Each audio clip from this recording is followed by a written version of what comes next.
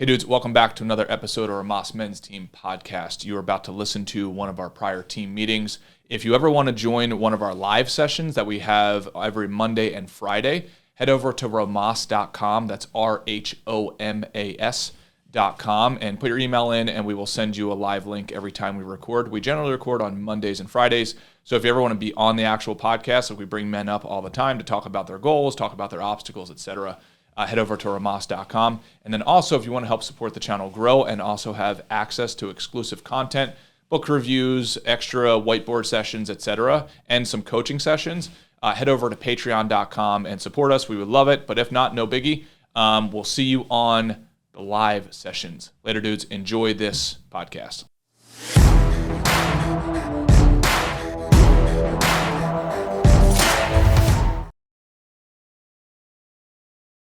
We are live and recording. Good morning, everybody. How you doing? What's up, Wes? Dude, I don't know why I'm generally pumped. I am significantly pumped this morning. Really? Yeah, I'm ecstatic. Unfortunately, because I'm very robotic, like this is kind of the best you're going to get. Like I'm ecstatic. I just verbally tell people I'm ecstatic, you know. No, I used to know a guy he would just go, "That's hilarious." He would never laugh. That's hilarious. You're like, "Thanks, man."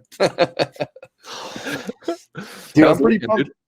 Not bad. I had a bit of a combination birthday dinner last night. My dad's the 16th, I'm the 27th, so we did a little thing last night. And then very symbolically, I threw up my birthday dinner last night, so that was horrible. I don't know, dude. I don't know what it was. Didn't eat anything crazy. I don't know if like something I just ate a bad piece of meat or something, but yeah, last night woke up at like 1 o'clock and it was just like the stomach was full. It wasn't food poisoning gives you like kind of this like crampy kind of feeling. This wasn't crampy. It was just like I just burped for like an hour, like long, nasty burps, and would smell every single one. And then just finally thank God for Brittany, man. If you're I don't like to throw up. I like just fight it to the death. I like don't want to do it. And if you need to throw up, I feel like a girl is the best person to like walk, like just like a vomit shaman. She was just like, here's exactly how you make yourself puke. And I was just like, teach me the ways. And I made myself throw up. And it was the fucking worst thing in the world. Dude, I agree. I'd rather have any cold flu symptoms. Last on the list would be nausea. I cannot do nausea. Like I hate it. So I feel for you, brother. Yeah, well, I was telling you, and I think there's always a positive spin to things, even if it's puking, whatever you ate. But I've been meaning to get on a standardized kind of meal plan, and now I'm like, all right. And again, I wasn't even eating bad; I was eating pretty good. But it's like, let me ratchet this thing down and optimize it like as good as possible. Even like the little stuff of like maybe if I boil, like cook my meats in water, like just like to make everything optimized for just. First focusing on like digestion. That's what I'm going to do is like seeing if I can cut out all and any forms of indigestion and then kind of build a meal plan around that first and then kind of, optimize on other things. So I fly home not too long ago and to go over a friend's house. And I saw on his nightstand, there is a Costco size version of what do they call those tablets that you take for Tums? Tums, dude, literally like it's bigger than my green drink bottle, right? Like, and I'm like, dude, like, why is that next to your? He's like, I chew on a couple every night before I go to bed, so I don't have indigestion. I'm like, do you understand how awful that is? He's like, well, if I don't eat them, then I get indigestion. I'm like, okay, would you be willing to consider that you're just masking, right, the underlying issue? Let's try to fix whatever the fuck you're eating so that you don't have to medicate on Tums, Costco, wholesale family style every single night. Like that is insane. And it honestly, because, one of the things, unfortunately, when my grandma was diagnosed with cancer, she's okay now, but when she was diagnosed with cancer and they were giving her treatments, I asked the doctors, I said, hey, what can she eat? So that it helps, like you're saying, Matt, like optimize this journey for her. Their response was just make sure she's getting enough calories, doesn't matter. So my response was literally, and Matt, you're like super pixelated to me. I don't know what the no, you know what? I checked last week. Comes out totally fine. So that's just some weird internet stuff. Okay, cool. So anyway, so I told her, I said to the doctor, my response, or the nurse, my response was, oh, so she can literally go home right now and eat, pancakes with a bunch of butter and syrup, and that's fine. She's like, yeah, that's fine as long as she's eating calories. My example to her was extreme to illustrate the point, you know. Yeah, yeah. Um, she's like, yep, no, that's totally cool. By the way, we've got a guy who apparently has done a ton of research on cancer, like super, super bright guy. He's not a doctor or anything like that, but like I've got a friend right now who's going through cancer treatments, and this guy they said has been unbelievable in terms, unbelievably valuable to them. So we want to have them on the show if that's cool with you guys, Oh, yeah, that'd be awesome. to learn from them. So anyway, very, very interesting. But there's so many things that can be solved with getting to the root cause, and especially when we talk about diet. It's like just try it. Just try it for a couple of weeks. Just try a solid, optimal diet. Now I do the density diet like we talk about here, but like just pick one that you think is optimal and try it. And you will know very quickly whether or not, give it a week or two, whether or not it fits your body. So I agree with you, man. It'll be cool to see you go through that journey. Yeah, it'll be fun. And it's part of the thing I wanted to do this year anyway. It was part of my goal. So if anything, last night I was like, well, that was good because I was wondering, like, when am I going to find the time to like sit down and make this actual meal plan? So, vomiting is like, well, that bumped that up on the priority list. I was like, well, I'll do it later. Now I'm like, yeah, I'll do it today. Yeah. But even with the, not to even get fully sidetracked on your point, but it's like, I mean, dude, the pancake and syrup example, I think it's pretty well known that like sugar, like cancer cells and tumors feed off of sugars as well. Dude, Like I don't think it's disputed. I don't think it's disputed. I think that's one of the things they're like, yeah, like don't eat a lot of sugar if you have cancer because like sugar feeds cancer cells. Dude, then they give her to walk out. They give her this huge package of a whole bunch of like protein shakes and like all of these like quick serve meals. And I'm sitting with the nurse. I turn around the bottle of one of the protein shakes and I read her the ingredients. Most of them you cannot pronounce. And by this point I'm pissed. I'm like, so you're telling me right now that you, for your grandmother, would want her to be ingesting this stuff as opposed to fruits, vegetables, nuts, seeds, beans. This is what you're saying. And then it was very much like, sir, I can't really have that conversation. It's like, don't give me your fucking political correctness bullshit, man. It's crazy. Yeah, like, well, I'm not allowed to say. It's like, you can't tell me I should eat an apple instead of a donut. Like, what are you talking? Like, it's dude. Exactly. You can't say that. Like, that's insane. I mean, dude, if you really want to get into the AMA and how they kind of attacked any sort of naturopathic or whatever, I forget however you say that word, but there was like a concerted effort in the 50s to take away any sort of natural remedies and to kind of criminalize doctors who kind of say like, well, yeah, pills are cool and all, but you can also like use them as a last resort. They're like, you'll fucking sue you right now. Yeah, so dude, you get into that stuff and it's like, that was like, I was sitting there with one of our neighbors and, they were talking about, and I don't want to derail us into shadow ban territory, but they were saying something about, health and doctors, and they're happy that, they're all vaccinated and all this stuff. I'm like, oh, that's cool. And they're like, oh, said something like, are you getting yours? Or it kind of came up and I'm like, I'm going to pause and just kind of see how this thing plays out because I don't need to get it. So I'm going to kind of chill. And I was like, I'm weirded out when the government's all of a sudden concerned about my health because that's traditionally not been the case. And they were like, oh, what are you, one of those conspiracy theories? I'm like, no, it's just, I'm like, yes, first of all, I am. But it's also like, dude, the food pyramid was bread. They were like, eat as much bread as possible and also make sure to get sweets on the top of it. And it's like, they fucking knew that in the 90s. You weren't supposed to just eat 9 servings of bread a day. That was a financially motivated campaign of misinformation. So people bought more Honey Nut Cheerios. Like, dude, that happened. Like we all lived through it. Now, if you go to Walmart, dude, I went to Walmart one time and just the Walmart near my parents' house. And I was like, because people are like crippled with obesity and it's not rare. It's like, dude, it was like 7 out of 10 people weren't just like stout or portly. They were like having a hard time walking down the aisle to go, and you look at their shopping cart and it was just like you were saying, like Jumbotron versions of like super sugary cereal that like are literally bad for you. And it's like coming from a food pyramid where the government was like, hey, yeah, make sure you get like 6 to 8 servings of bread a day. It's like, what? Yeah. I mean, they switched it now, but it's like, Like, dude, we're building stealth bombers at that time, constructing the internet, and you mean to tell me they just missed the science on bread?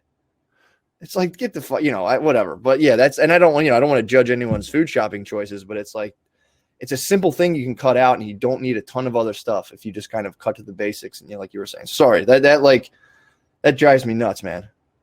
Dude, I would love to. I saw in the comments, Andrew was saying that used to be him eating Tums every night. I was wondering if we can pull him up, if he can give his perspective on that. And I know we have another topic after this, but if we can pull him up for a minute, if you're okay with that. Absolutely. Because a lot of men need to hear this. Like I have talked to family members, and I say, hey, how's your diet? And they say, oh, it's really good. And it's like, and then when I see what they eat, and it's not that they're being manipulative, it's just this education it does not go very far into the public. It just really doesn't.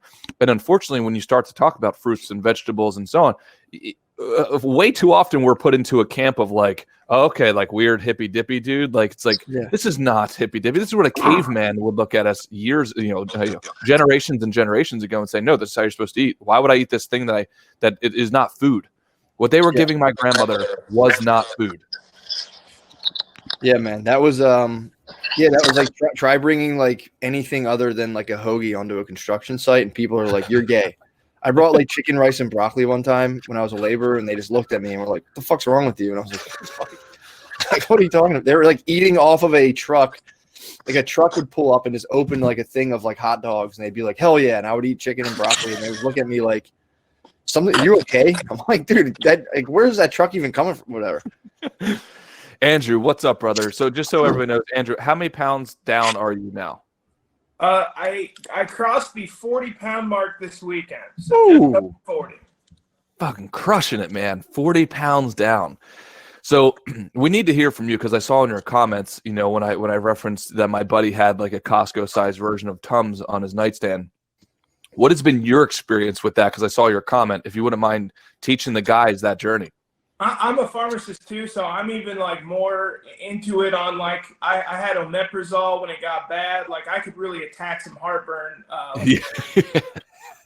So and you're really just, your body is trying to tell you like, don't do this to me anymore. I can't take it.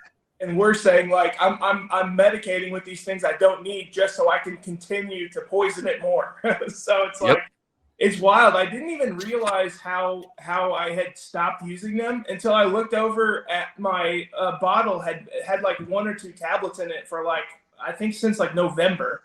And I was just like, oh yeah, that's just something I don't do anymore. Until you said that, it hadn't even crossed my mind that I hadn't been doing that all the time. Dude, that's so wild. And I didn't even connect the dots. Yes, yeah, Andrew's a pharmacist. This is like a great conversation to have with somebody. The amount of pharmaceuticals that can just mask the symptoms of so many things versus like actually let's just fix the cause. So Andrew, what are some things that you think have now allowed you to fix that cause? Like salads is huge for me. I like them. One, like that's a big thing. Like if you're finding a diet to stay on for a long time, you have to at least enjoy it or enjoy what it's doing for you. You have to have some positivity in it.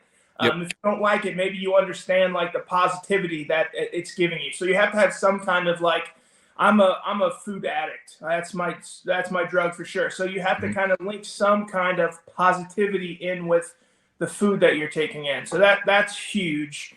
And when you start cutting out those like high fat meals which like really cranks up that acid, it goes away fast. That's what people like. That's something I didn't really realize because it happened so quickly. Like it was almost like probably within like 3 days of starting, I guess. Because I couldn't tell you the last time I used one. Yeah, no, I'm trying to tell my friends and my family members the same thing. It's like, you'd be amazed how quickly you can start to see some of the results. It's not months, it's days. Sometimes you can see it the same day, right? It's crazy. So it's cool to hear your experience, man, because you've come such a long way, but then also hear your experience of like, yeah, I've come such a long way. I just lost 40 pounds, but I experienced these results way in the beginning. So that's awesome. Thank you for sharing, brother. No problem. Yeah. Appreciate you, Andrew. Yeah, keep on the journey, man. Andrew's just crushing it, dude. He shows up every morning to the scorecard practice session. And Andrew, we'd love to see you on the workouts at some point. And I'm gonna do a better job of posting the workouts daily so you guys can follow along. But yeah, Andrew's just absolutely crushing it. Today. So What'd you say? My workbench is supposed to arrive today. Hell yeah. Hell yeah. Yes. Dude. I'm pumped. What an All right, brother. Later, man. Good seeing you, bro. Yeah, he pumps me up. I was actually thinking about him this morning. I was like, that's fucking rules, man. 40 pounds, bro. Dude, it's crazy. So sorry, go ahead. No, go ahead, please. So we on our scorecard session today, we had a pattern. Troy's asking, Wes, do you use the same Zoom link for the practice session? Yeah, that'd be great. Troy, if you could pin it. Yes, it's the same exact Zoom link for the practice session that it is for the workout. So we start at 6:30 in the morning, and we start our workouts together, and the guys are crushing it. And we do that for about 25 minutes. We give ourselves a 5-minute break. Then we hop right into the scorecard practice session. So the workout is 6:30 a.m. Pacific time, 9:30 Eastern time. And then we post the recordings to the Patreon account if you want to do the follow along on demand style.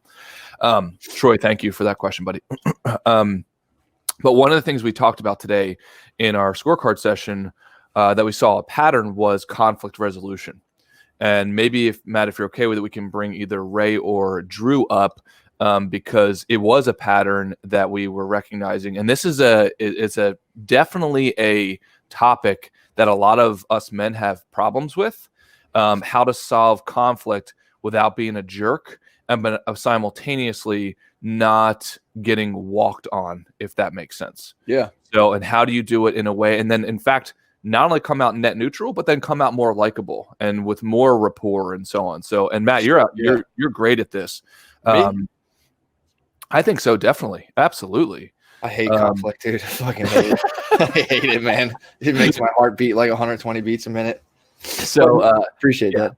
So if we could chat through it or bring one of the guys up, either Ray or Drew, that'd be great to go through some man talking about this. Oh yeah. Let me, let's do both. I'll grab Ray for a little, then I'll grab Drew. Yeah, no, that's it's definitely a skill, man. It's something that the conflict thing, it really could be the thing that, I'm just going it's across all domains, but just like a job, it's like, dude, that's a conflict going in and being like, this is not enough money. This is not enough days off. Like that's a conflict people need to have. And it's like, yeah, you can sit there for years just disgruntled because you won't have, like a disagreeable conversation with somebody. Yep. Yeah. And I think it doesn't have to be that way. Or I think like oftentimes, and I'm the same way. Honestly, if I'm being like super honest, the most difficult area where I have problems with conflict is women.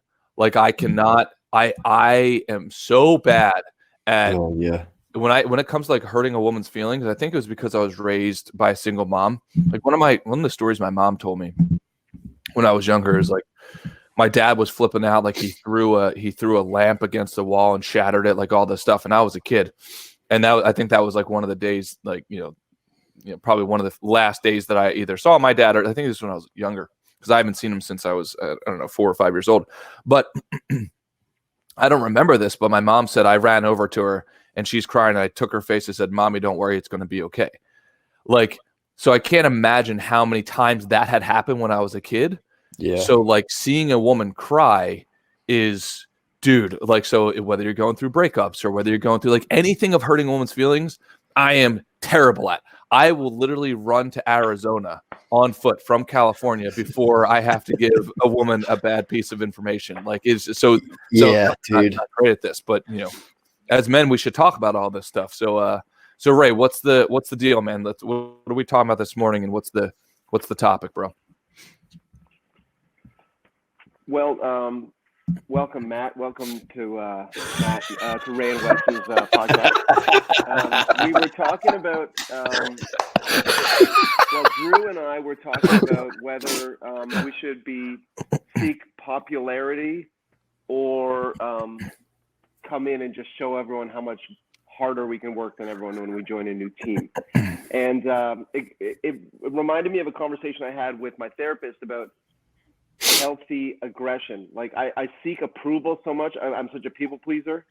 I want to be I want to be Mr. Popular or whatever. So which is fine. Likability is an important life skill, as Wes discussed earlier today on the practice session. But when I'm upset, or like when I don't want to do something at work or in my marriage, and I'm just a people pleaser, I take those emotions, I cram them down, and they build up over time, and they turn into addiction or drinking or gambling or outbursts. And so owning my emotions, like I'm not happy about that right now, or that I don't want to do that right now, scares me, because that's conflict. Right? But so can you have a conversation about healthy conflict, please? Yeah, I mean, dude, that was like my biggest thing forever, of like just being like, you'd almost start to perversely pride yourself on going with the flow, where I'm like, yeah, I'm cool, I'm chill, I'm relaxed, and then like you spaz once every like 90 days out of nowhere, and they're like, what the fuck is this? So yeah, and it's almost like sometimes, just putting this just to relationships, it's like there can be times where, yeah, you're getting something asked of you that you don't want to do, and then you just express you don't want to do it, then you feel kind of bad about that, and maybe you're made to feel bad about that. But yeah, that kind of like, yeah, I don't kind of want to do this, or at least being able to voice that, so the thing can be, at least it can be put on the table to have it altered or like shelved for another date, or just to constantly make sure that your feelings on things are on the table. Because I've taken my feelings and wants and needs off of the table in relationships before. And like, I've done it for like years, dude. And it just like, it's not the way to be, dude. You can start. And again, what happens is this is how twisted it gets. I would like pride myself on being so kind of easygoing, but in reality, that was kind of a cover up for the fact that I was so conflict avoidant. And it was really just what I thought was a strength was something that was like kind of masking up, I think, a deeper problem, which is just kind of how easy you can trick yourself, which is why talking to groups of people is so important, because like you can trick yourself forever, and then like you're just banging your head against a wall that you're just like, what? I don't even understand what's going on.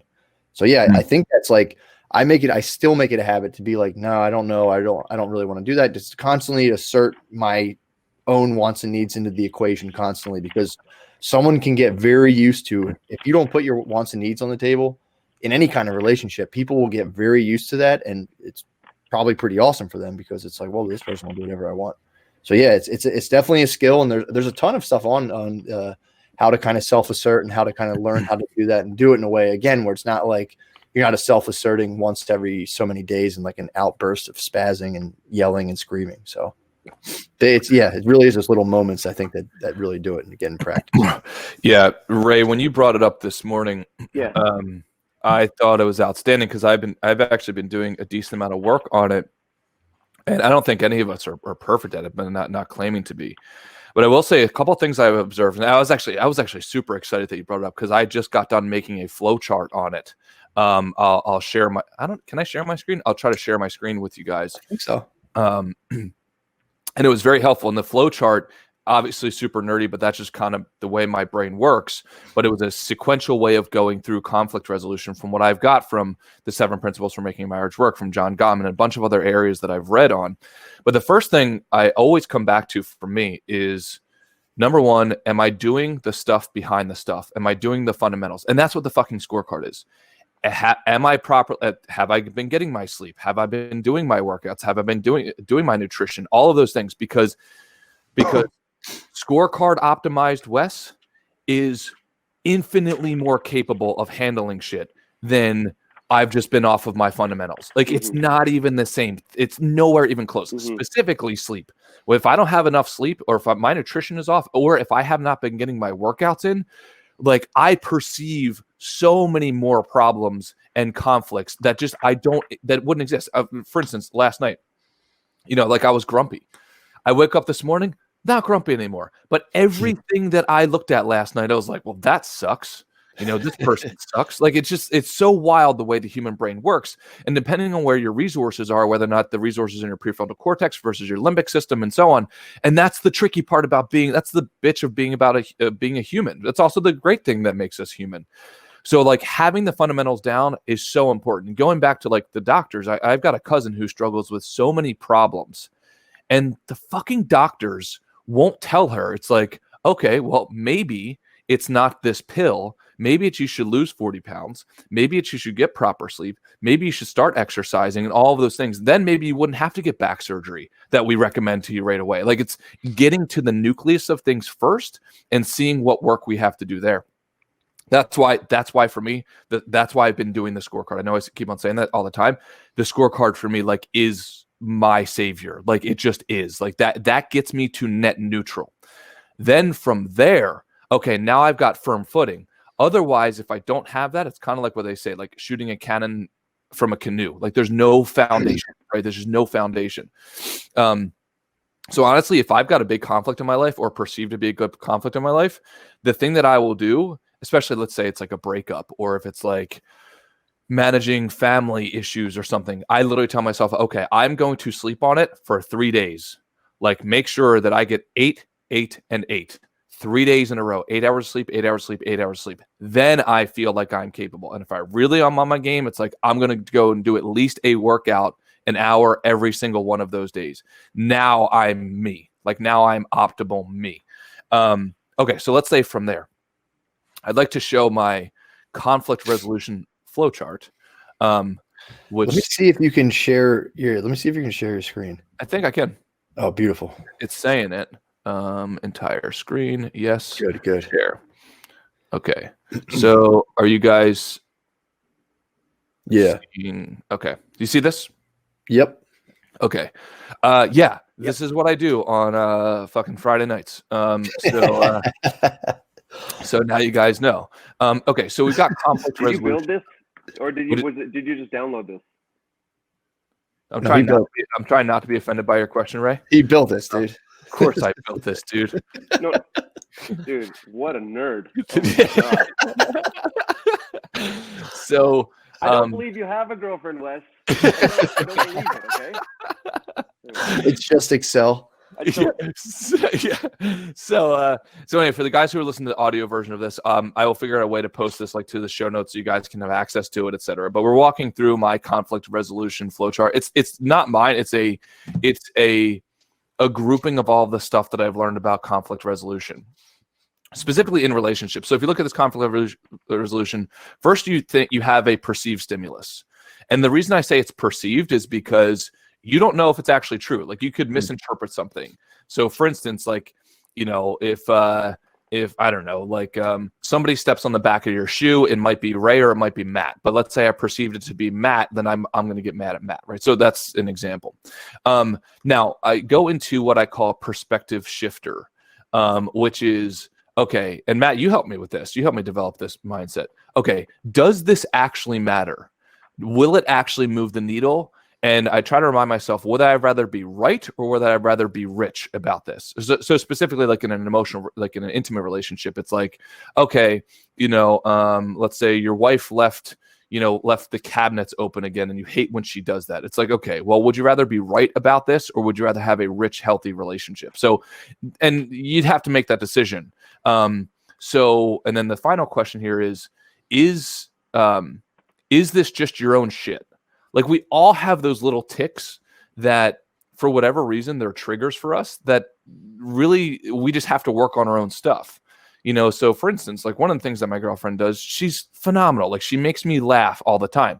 But sometimes I don't want to fucking laugh, you know? Like, she'll do something silly or funny, but I just want to be grumpy.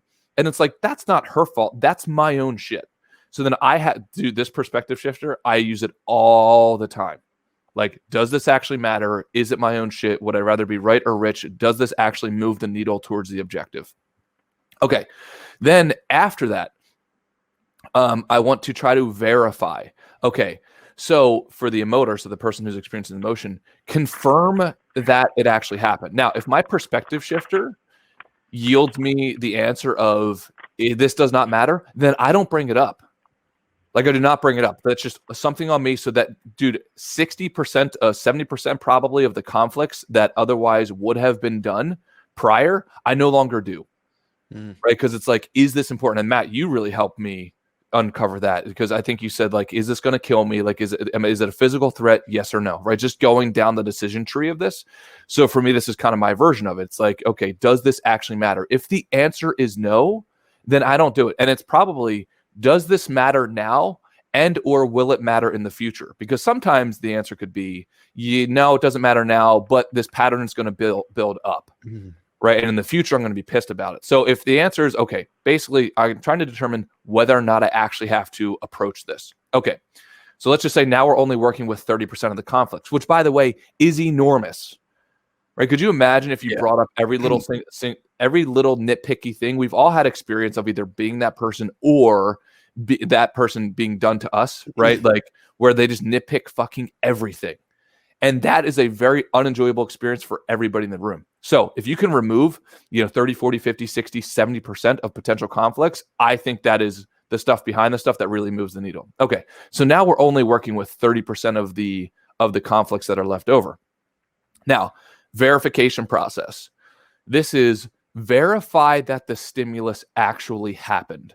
And this is phenomenal in abstract conversations because, so for instance, let's just say Matt says something to me in a certain way, right? Well, chances are Matt did not mean or intend to hurt my feelings, right? Let's just say he said a joke that was meant to make me laugh, but I interpret it in a different way, right? Well, I want to verify with Matt, let's just say, and I know this sounds super corny, but dude, it fucking works, especially in intimate relationships, which is, or at least it's worked for me, is saying, hey, Matt, like when you said that joke, like, were you really trying to hurt my feelings?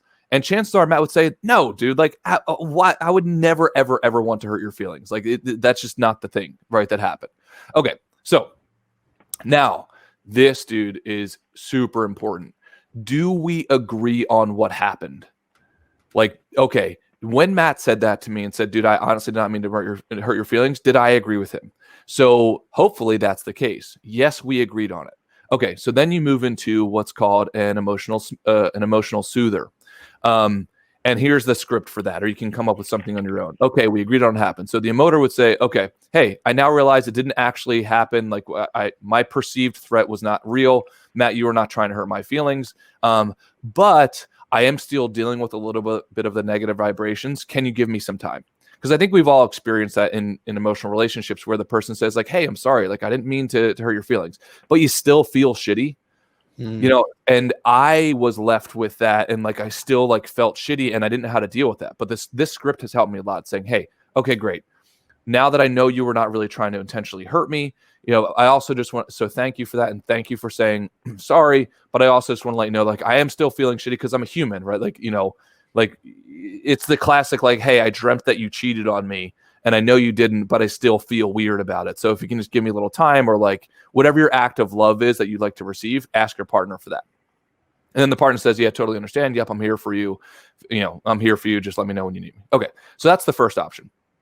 The second option is, yes, we agreed that it actually did happen, right? Like that the thing that I was worried about actually did happen. Oh, you did try to hurt my feelings because you were angry with me, Matt, or whatever it was, right?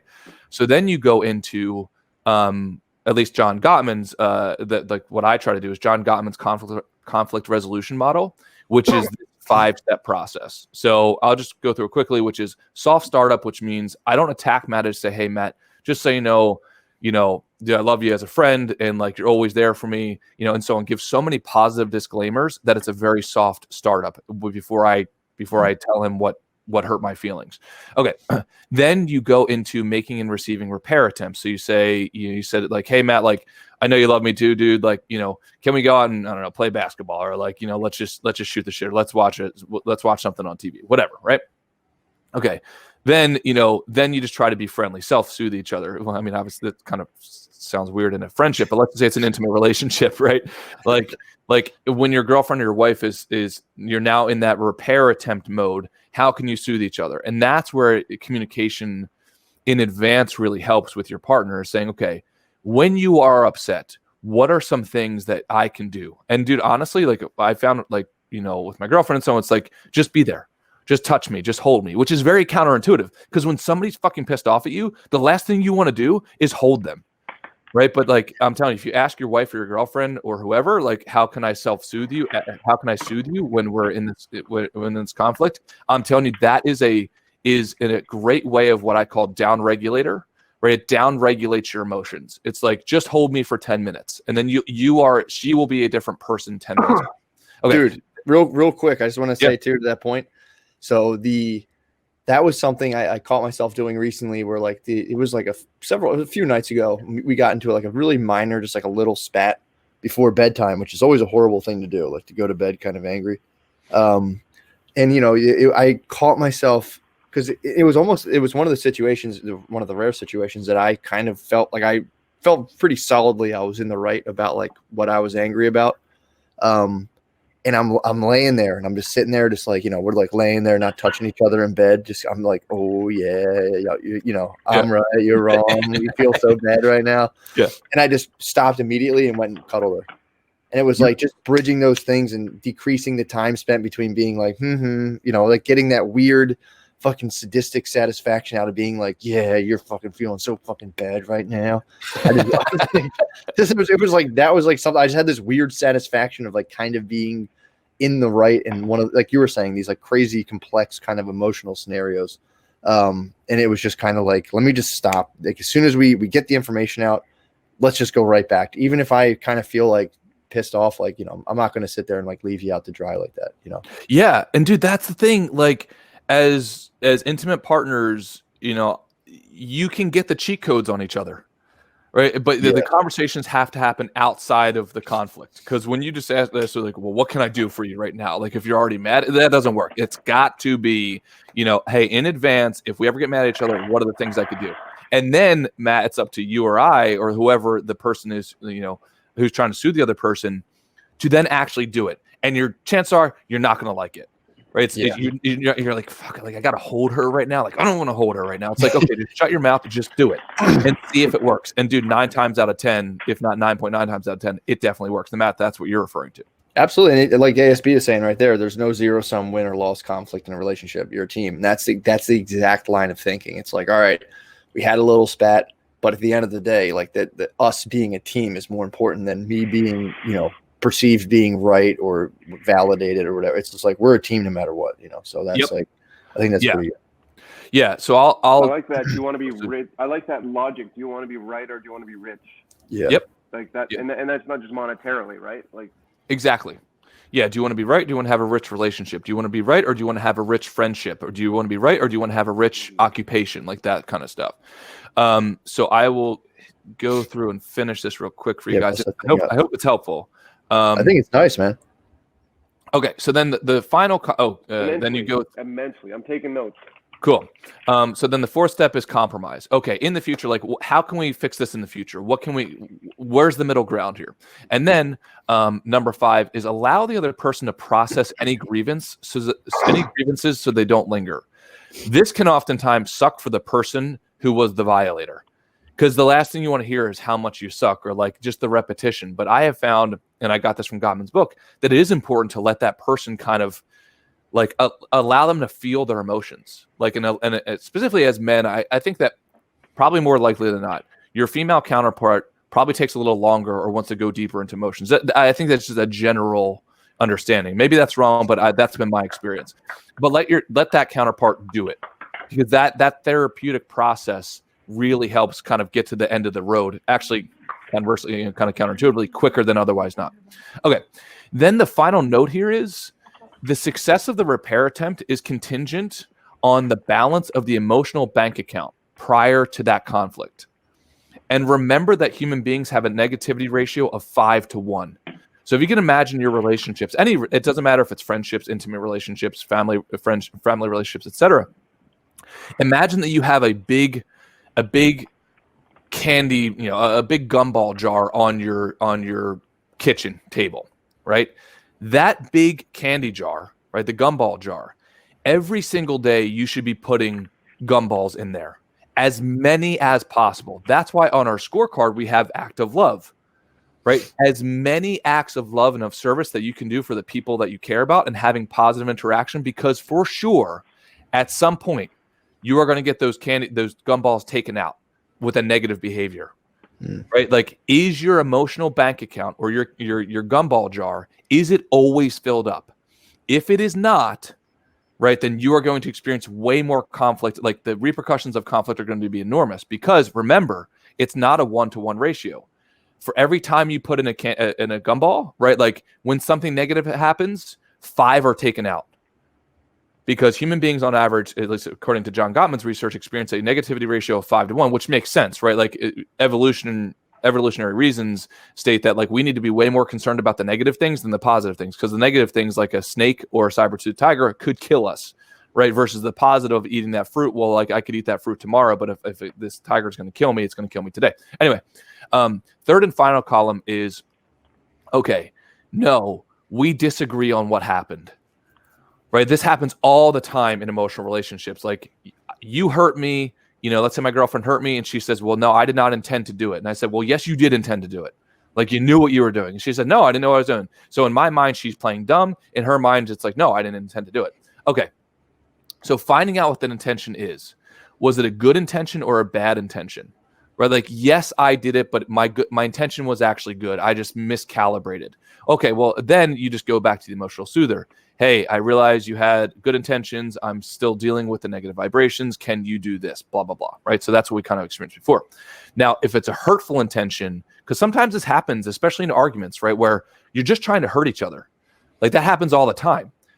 If that's the case and you determine that's a hurtful intention, then the violator needs to apologize and describe maybe why they did it. Like, what is the underlying insecurity as to why they did it? And oftentimes, guys, like this is key.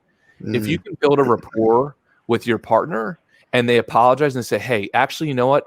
I did do that, right? Like I did whatever, like, you know, look through your phone, or I did, you know, send that text message to that girl who left a Facebook comment on your picture, right? I did. You know why? Because honestly, like that girl who keeps on commenting on your pictures, you know, she makes me feel threatened and that you're ultimately going to leave me.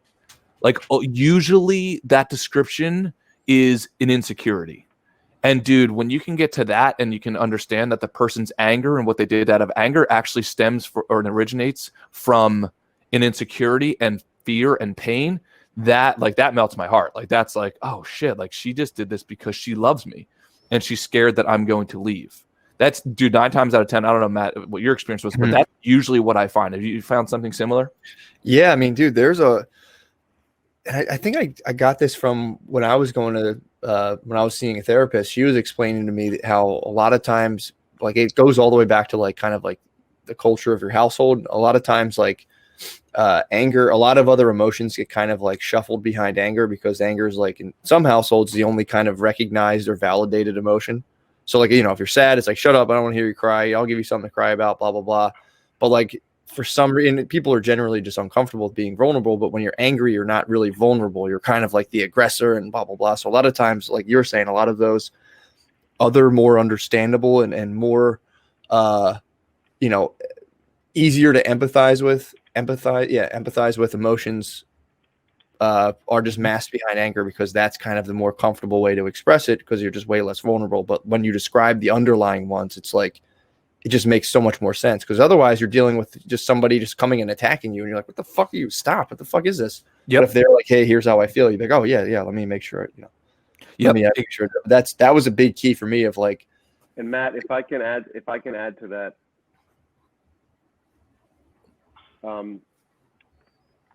if we live in avoidance of conflict, it can build up to that anger boiling over, right? That you're talking about. And so the challenge for me is to have a healthy no.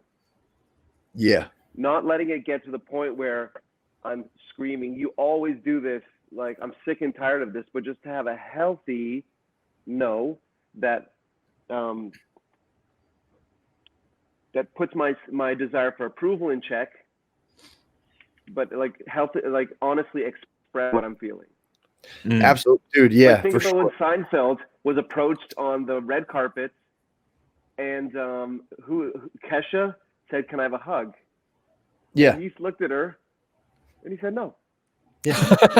He didn't freak out at her. You freak! I don't know you. Don't touch me. He just said, "No." Yeah. Dude, and it's for sure. And it also, I think that's a great way to think about it. And it's also like, you know, I used to feel bad about it, but sometimes you have to sit there and you go like, no. And it's like, well, but that, and you just stop and go like, no, like I don't want to do it. You know, maybe I'll change my mind, but right now the answer is no. And that's just it. And it's like, that's one of my largest pet peeves when I say no. And then someone rephrases a question. I'm like, no. And they rephrase it again. I'm like, pretty sure I just said no twice. And, any deviation of that question, I still don't want to do. So it's like, that's one, to try to stay patient with. Also, in terms of the people pleasing, this is another kind of piece of it in terms of recognize their Jedi mind tricks and then say no. Dude, yes, exactly. But in terms of the people pleasing aspect, a lot of times you can kind of also boil down whether or not because a lot of times like these kind of more, let's say, unhealthy or dysfunctional forms of attachment get kind of packaged as love, if that makes sense. It's like, yeah, but I love you. And it's like, well, it's not love. That's kind of like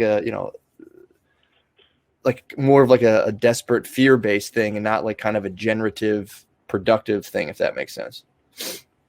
Well, that's great. Yeah, absolutely. I know that, like, hello? Anybody, yeah, I hear you. anybody? I know that I realized a constant, like, repetitive, I love you, I love you, I love you to my spouse and daughter might have been a fear of abandonment. Right? Like, yeah. I have to, so what I try to do now is I don't try to say it less, but I try to show it as well a little bit.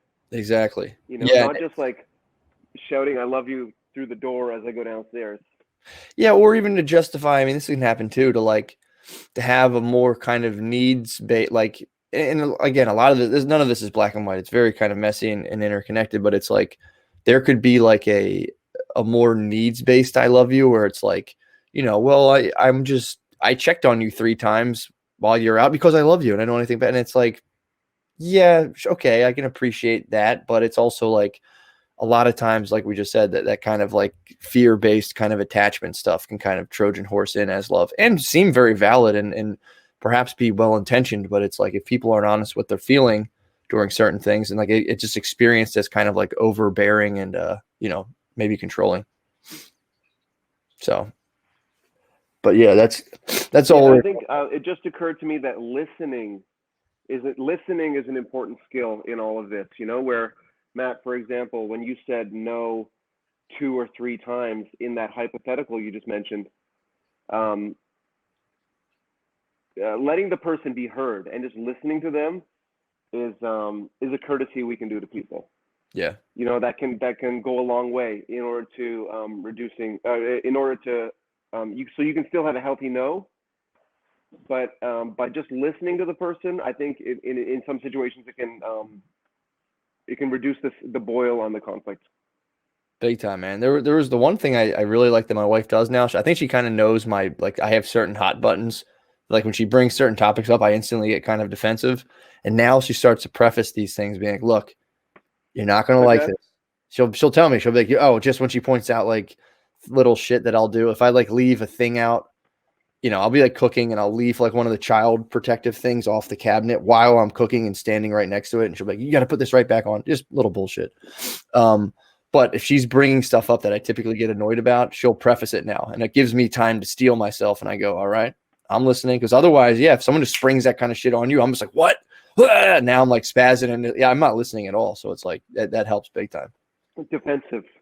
Yeah, exactly. So, it just doesn't work. Again, the whole thing for relationships and any kind of relationships is that they should be as team oriented as possible. And we just need constant reminders of that all the time, to get out of our own way. And also too, real quick, Wes, the diagram you showed, because it's so easy to point out a diagram and go, oh, that's so technical. And I don't want to think technically. And it's like, okay, fine.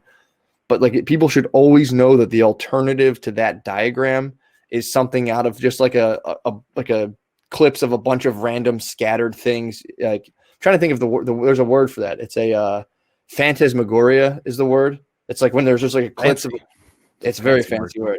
Damn. But it's like the alternative to like your structured kind of approach to conflict resolution, which I think is great, is just like, your own ego serving you the things you want to hear versus like your emotions and just a swirl of just crazy stuff, which is, again, I think there's value in like honoring that and all that stuff. But it's like, this isn't, when people see these diagrams, at least in my opinion and my experience, I go, oh, that's too like formal and robotic and this and that. But it's like, you're not going to do it that perfectly every time. That's an ideal. So you have some sort of structured approach rather than just kind of like resorting back to your ingrained self-serving bullshit tactics that don't get you anywhere. So it's like I always try to stress that, man. And it's like, and when you just adopt, if you can adopt that like 30% at first, it's like, oh wow, like I'm actually consciously approaching these conflicts rather than going like operating on I'm right about everything 2.0 and then being like, you need to align with this version of reality that I keep and I only keep that you also keep about yourself. And it's, you know what I mean? It's nothing but a fight. So it's like this stuff I think is so fucking helpful. And I think people should really try to adopt like as much of it as possible, you know, and also be patient with themselves. But it's like you need, it's funny how people don't want to have any sort of structure on these kind of more intimate relational matters, but it's like we clearly need them, dude. You know? Yeah. Well, I remember when I was in 4th grade, I was watching one of my best buds, Vinny D'Angelo, jump up and down on the diving board at the pool, local pool, and his pecs were bouncing up and down in 4th grade, and he went through like a full, and he had full armpit hair and everything, without any working out or anything. Just dude's jacked and he's like super masculine. And so it's like if that's you in a certain domain and you don't have to do any work, then that's fine. You don't need the diagrams. Like just keep on letting your pecs bounce off of the diving board and be Vinny D'Angelo. So like anything that you can, like if something's working for you, you don't have to fix it. But if there is an issue, I have found that it's so helpful to zoom in, slow down on that transaction, deconstruct it, and say, okay, here's the problem. Oh, and that's where for me, that's what a flow chart does. It's like, okay, here's the issue. And then yes, like it does seem clinical. It does seem too sterile, etc. And it's going to seem clunky when you first try to use it. But eventually you train just like you do in jiu-jitsu or just like you do in any other sport. Like, yeah, you're not good at dribbling a basketball or shooting a basketball in the way you're supposed to shoot it. That's not a very, how do you say, innate understanding of like how to put this ball through a hoop. Then when somebody teaches you, it feels very awkward. But then once you do it enough repetitions, now it's boom, boom, boom, boom, boom, right? So anyway, yeah, if you don't have problems with conflict in your intimate relationships, then you don't need something like that. And I'm not saying my answer is like perfect, but go and find, okay, how can I slow down, zoom in on the thing, and then fix it from there. Yeah, I also, someone, I think it was Chula Bacabra brought up nonviolent communication, which is also really good. It's another thing you watch and you go, no way, I just can't talk like that. But then you watch him talk and he's like, God, he's fucking right. They're fucking right. And it's, it's one of those things where it's like, just borrow it and shape it to, the version that you're comfortable expressing. But it's like, these things are super helpful. Like they're very helpful. And it's also like a lot of times, you're within some sort of context, which is like you're a family and like, everyone in your family would see that and go, oh, that's crazy. Get out of here. But that doesn't mean your context is right, and that's a hard thing for people to grapple with.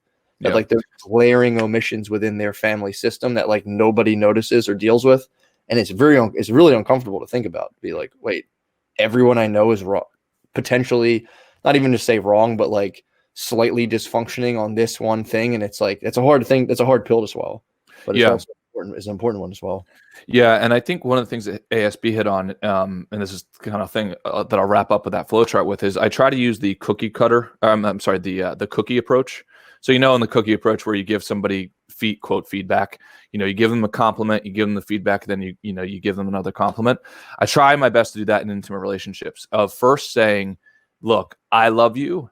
The goal is for us to come out stronger than we are now. Like I'm here for you, here for me. You're amazing. We just have this one tiny little thing, right? So you're trying to increase the level of affection and so on, and then decrease the size of the problem. And then on the end of the conflict, it's walking out of there and saying like, we're now even stronger. You and I are a unit. We are better, like a broken bone. Like we broke the bone. Now it's healed. It's stronger than it was prior. So really reminding what's the objective and the true North Star goal of us, remind them of that, right? And that this is going to build us up. We fix the problem and then remind us that like, okay, we're on that path still. That way there's no ambiguity. Like we now agree we are on that path. Like the only way that we're going to do, like conflict is actually a good thing in intimate relationships. It is a necessary thing. Otherwise it's fake. You're a human. You're going to have conflict. For sure, man. It's also too like when the you're Oreo cookie. Yes. Mm-hmm. That's kind of what you're thinking of. Yeah. Yep. EL fudge, perhaps. But yeah, man. No, I call agree. it a shit sandwich. Yeah. Right, where it's the compliment, complaint, and compliment. Yep. But guess it depends what you prefer eating. Yes. Yes. One thing though that does. Oh, sorry, Matt. Go ahead, please. One thing that comes up for me is when you guys are saying like, just say no. I've found that for me, it's really hard for me to do that. So where I don't want to do something, I bake it into self-deprecating humor, like in a healthy way. So like, for instance, I will say, no, I actually can't do that. And like, you don't want me to do that because I'm terrible at doing that. Right. It happens all the time at work. So for instance, like,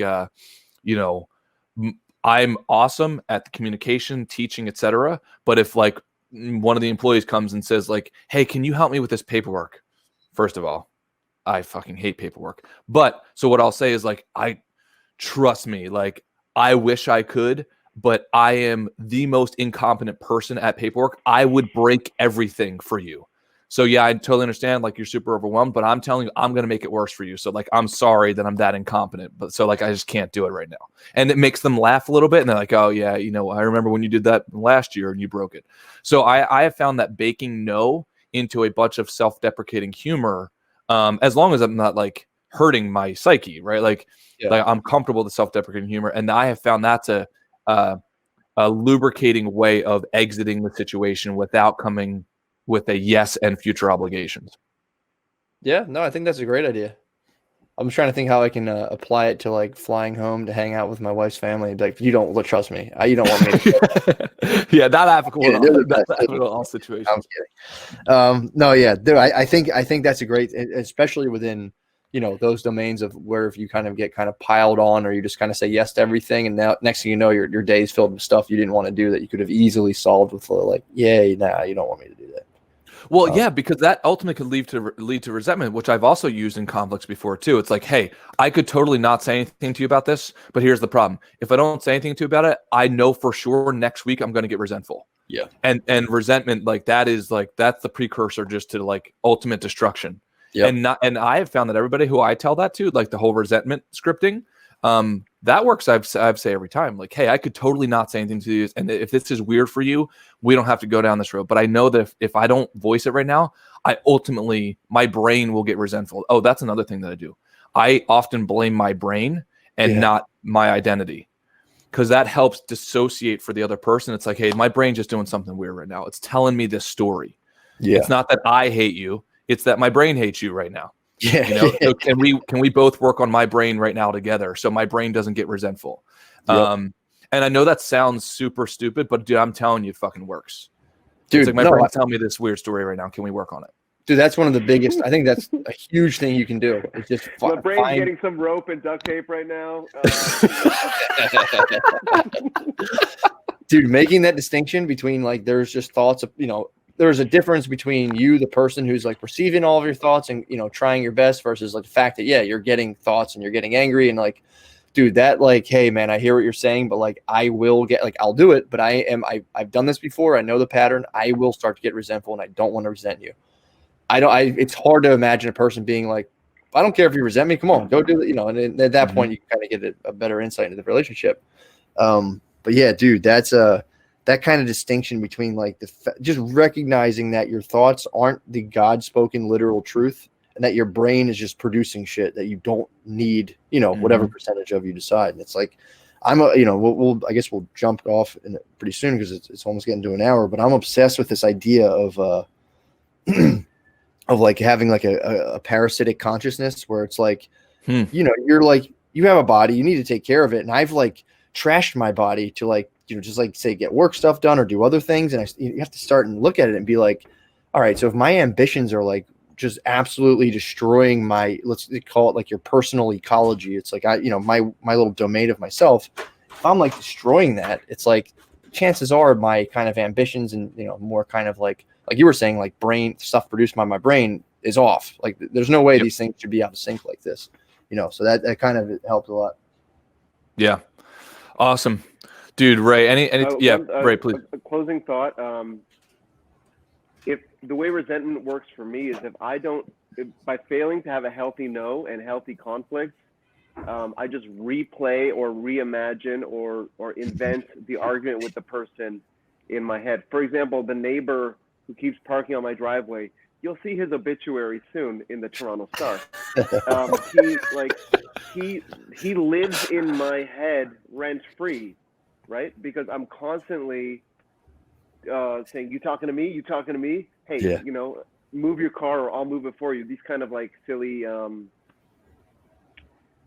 broken records. So by having a healthy no, by coming up with a conflict, by quitting your avoidance of conflict, these people won't live in your head rent free. Dude, actually, can we just do this case study? So right, from what I'm hearing is you got a neighbor who keeps on parking your driveway. That would send me like, I don't like when somebody puts their salt shaker in my cabinet, you know, like they I couldn't imagine a whole fucking vehicle in my space. So Matt, Ray, am I hearing that correctly? Your neighbor's parking in your driveway. Yes, I have a beautiful home, 2 shared driveways. The one on the west I share with my western neighbor. The one on the right I share with my right, the one on the east I share with my eastern neighbor. Yep. I really only use the western driveway. So there isn't a physical impediment when he parks his car there. It's more of a little gremlin in my head. And every time I see him, I say, "Hey, how's it going? Great weather." But then I go back to like, I'm going to need a shovel. I'm going to need rope. I'm going to need like lime to dissolve the bones, you know? And so it's no way to live in that kind of like nego prison, I think, is as Matt would describe it, right? Mm-hmm. Take it away, Wes. Do you think so? Is it something that you are willing to give up or no? We offered to sell it to him. Mm-hmm. And his offer was 10% of the market value. So again, I'm back at the, I'll start digging a grave for you right here, you know, while we wind up this conversation. Yeah. Matt, what would you do in this situation? Well, this is a tough scenario because you're in a unique position where you have a multitude of driveways. So it's like, you know, I can see both sides where it's like, well, if you're not using it, just let the person park on it. But if someone just presumptuously started parking on something that was mine, I'd be like, you know, it's more of a respect thing. That's what I hear from it. It's kind of like if someone just kind of is like, you know, using something that's mine without being like, "Hey, dude, thanks so much. This is pretty awesome. You're letting me do this." Just to like, just assume they can and do it. Yeah, that would piss me off. So I mean, I think if it bothers you to the point where you're thinking about it all the time, I think it's worth the conversation. Be like, "Hey, man, you know, we obviously offered you to buy this for a reason, and you declined. So therefore, like, does he not have his own drive? I'm confused. Like, this is a Yeah. Is he taking your space, or because you said it's a shared space? No, so I have so my fleet of vehicles can go back and forth to the parking lot, no problem with my western driveway. Uh-huh. Since I don't use the eastern one, he has been parking on it. I guess he parked on it with the previous owner of the house, and so that pleasure has continued for me now. And guys, this is a discussion about having a healthy no. So what I want from you is advice on how to say no in situations where there isn't a financial downside going on, but it's just more of a like, it hurts me when I don't say no. You know what I mean? Like I want to challenge myself. Yeah. Especially because I lose nothing by saying no. The only thing at stake is approval and my desire to be popular with someone who's taking advantage of me. Yep. Dude, I think this is a great opportunity. Me personally, what I would do. Great opportunity to use the resentment script, but I would actually write a letter. Right? Like I would use the resentment script that we talked about before. You know, "Hey Rick, you know," and the cookie cutter the cookie tactic. Oreo right? cookie. Like exactly. You've been a phenomenal neighbor. Dude, I love you. Like, and I've got this weird little bug in my brain that I wanted to just put out there in the open. I wanted to put it in a letter to you so that way I could, you know, could get all the details out. And I would love to talk to you, you know, man to man from here. That would let them know, and then use the resentment script. You know, I know it seems weird, but here's the thing I've tried working on, but like I just noticed myself keep on getting resentful about this situation. I know you're an awesome dude. So again, I'd pepper in compliments left and right. And then Ray, I think will be useful for you is then I'd state exactly what I want. Like no ambiguity, here is what I want. Here's what I'm feeling. Here's the negative side effect of this thing letting me go on. Here is what I'm requesting respectfully for you to do. And then state it out there, and then I would follow up with the other end of the cookie, right? Like, I hope we can come to a mutual agreement that's sufficient for both of us. But thank you so much for taking the time to even read my letter. It really does mean a lot to me. If you can, call me after you get done this so we can actually talk through and come to a thing to move forward with. Does that sound reasonable? And then work from there. But what I would like to see from you is the actual request.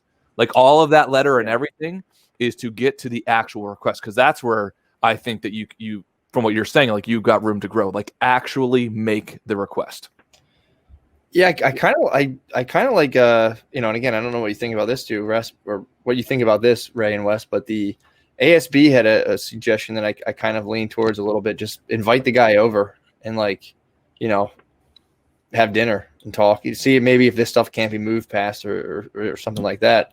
The other thing my brain goes to is to passive aggressively buy a large RV and park it in that space.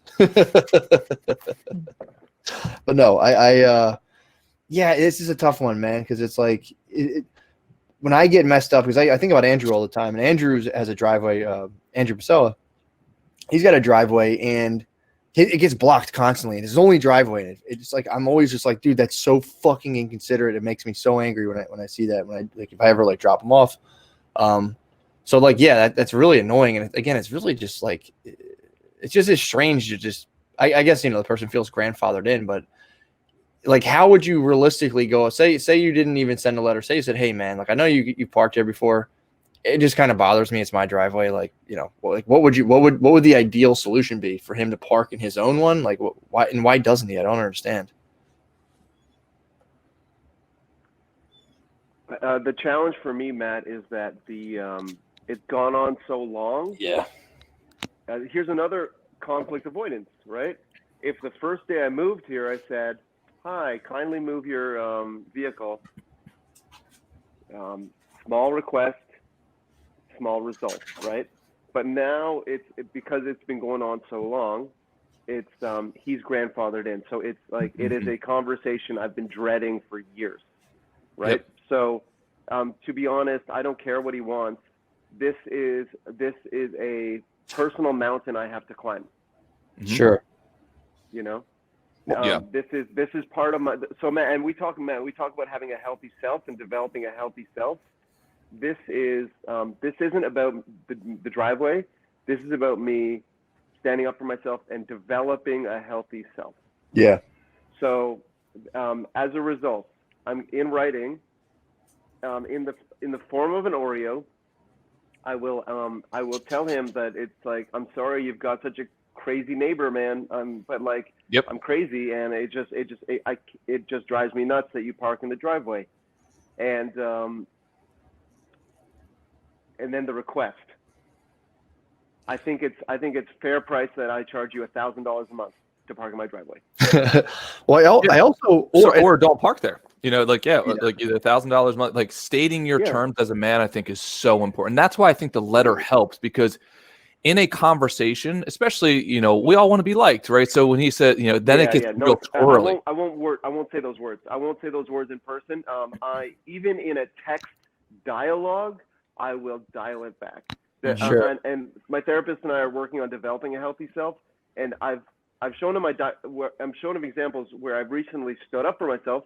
For example, a friend borrowed my car and then just left it in the driveway, engine running, and took off without saying thank you. Ugh. I said, were you trying to send me a message? He said, no, it's an electric. And I was like, oh yeah, okay, sorry, buddy. It's an electric car. I realize you don't know it's on. Oh, my bad. So sure. I made those gains by standing up for myself, and then took them all back. Right. So if in a dialogue or conversation, I guarantee I'll take them all back. Yep. Well, that's so in the letter form, I can state my case. That's the thing, and I think writing letters is awesome. I'm also wondering if this is like a whole other piece of it, but it's like, because it would seem as if almost like there's like I think domination is a strong word, but there's kind of like this feeling that you're being kind of like trotted on and kind of like being someone's just kind of like, hey, fuck you, I'm going to park here, and like, you know, assessing whether or not that's the person's intention, because that seems to be where the feeling's coming from. Exploited, Yeah. taken advantage of. Yeah, those are usually women. Those are usually Eastern European females that get those titles. But like, that is like, you know, guys, it's hard to feel bad for me. But like, it's I've got such a blessed life. I feel like I don't deserve to stand up for myself in these ways. Mm-hmm. Yeah, but this is all basic stuff, man. You know what I mean? So it's like whatever applies to you applies to anyone else in whatever situation it is. So it's like, yeah, I think like what Wes is saying. I think what Wes is saying is 100%. You should, you know, always err on the side of expressing these uncomfortable, like these things that kind of make you uncomfortable. I think you should always err on that side while also examining, like just like Wes is saying, is this just my own shit? And it's like it's such a strange example, because it's like the person's been parking there. It technically, you don't like, it doesn't fuck up anything functionally. It's just like kind of annoying. And I think it would be a good, and now that I'm thinking about it in terms of a self exploration and like a kind of new paradigm of self assertion, to just be like, hey man, like, you know, I'm not trying to be a dick, but it kind of pisses me off, and I never said anything because I wanted to be nice. But yeah, dude, it just every time I look at it, it just feels like you're like butt fucking me. So yeah, definitely, 100%, I agree. And it's your property, bro. In terms of Wes's right versus rich analysis, like, I'm not gonna I don't want to profit monetarily from that driveway, but I want to have a rich sense of self. Mm-hmm. That's where I'm being injured by this, right? Yep. Yeah, man. I agree. I think that's cool. And you can look out there eventually every day and see that car gone and just be like, fuck yeah, dude, what else can I do? So hell yeah. Dude, absolutely. I would love to see a follow-up version. The weight will be lifted. Yeah. The weight will be, it's a weight being lifted issue. Hell yeah. No, I agree. Now I can understand. For a second, it took me a second to fully comprehend, or just to make sure it was like, you know, I was given and that's the thing I try to do too. A lot of times I would just go along with things and be like, yeah, that's cool. But like, I'm trying to do the same thing where I filter it through my own sense of self and logic and say, like, how do I actually feel about this? And, you know, is that useful? So hell dude, yeah, dude. Right. I can't wait to see, like, please do it. I would love to even see like a picture of like some sort of trophy that you just dropped it off. Like, now that's what you do. You do your input. Yeah. Right. And then you detach from the results. We approach it from there after. But it'd be cool to see. I'm definitely going to ask you about the follow-up for this. Maybe we can have you on Monday to get the resolution to this. I better start drafting. Well, this is guys. This is sorry. This Ray. I don't want to jump. My therapist, who I'm working on this with, Yeah. he's like, please. I just wanted to, because this is a valid point. I think ASB is bringing it up in terms of like, what is the potential for creating an enemy in this person? You know, and like, can you win friendship and you kind of do this in a way? And I think the way Wes is saying is you can do this. You can do this in a very friendly way.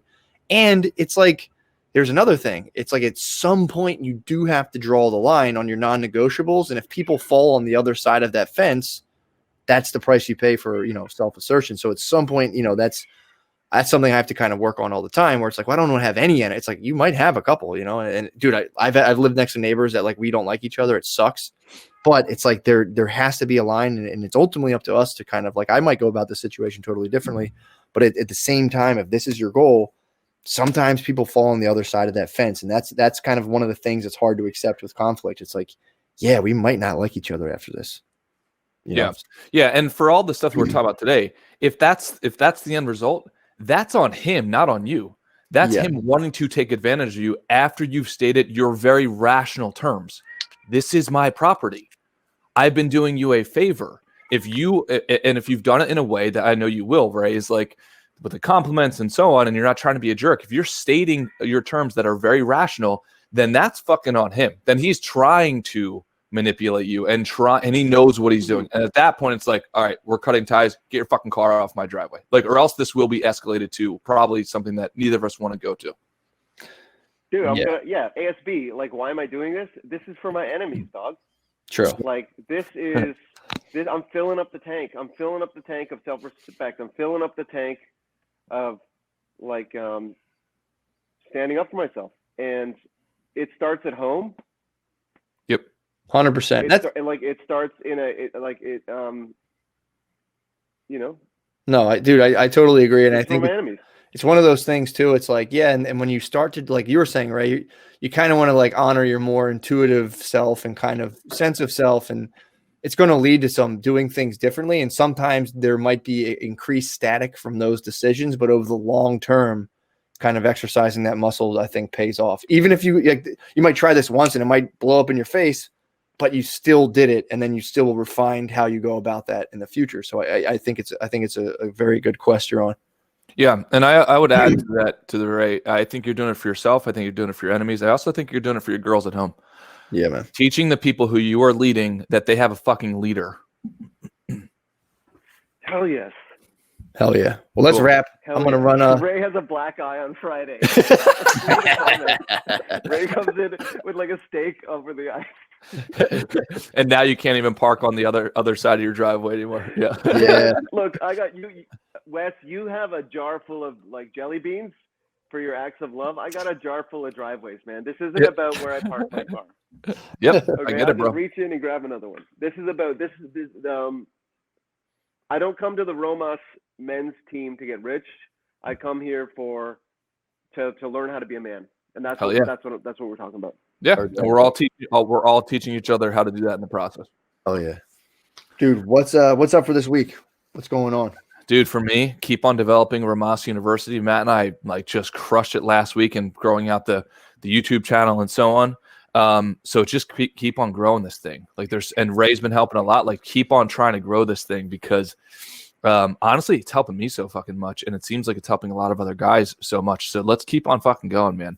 So all of my goals this week around that. I have a bunch of stuff to do for the finance company, rolling out a 401k, doing all that stuff, but I don't need to bore you guys with that information. It's like, I want to keep on fucking growing this. So Rhomas University, we already have the first iteration up. It's not live yet, but all the videos are in there. We got 16 videos, how to walk through your goals step by step. And then Matt did a whole bunch of stuff on mindset.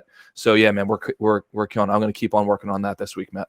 Hell yeah. Yeah. I'm actually going to finish the stuff I was writing and kind of recording. I'm going to have those at least done to the point where I'm going back and editing, like going and cutting the little, like, vocal blips out. And then I'm going to try to do another Psychnol video as well. So I'm going to try to start cranking one of those out a week now that I have the format down.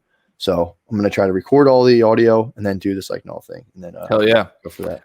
Ray, how about you? We already know one big goal on your list for this week. Yeah, so I'm gonna languish all week, and then Friday morning I'm gonna write and send that letter. Dude, I can't wait to hear the update. And yeah, I'm excited, man. Yeah, that's my and like this is something like, dude, I've got all my other goals will flow organically from this conflict. Like the amount of brain space that will be freed up from dealing with this conflict. Yeah.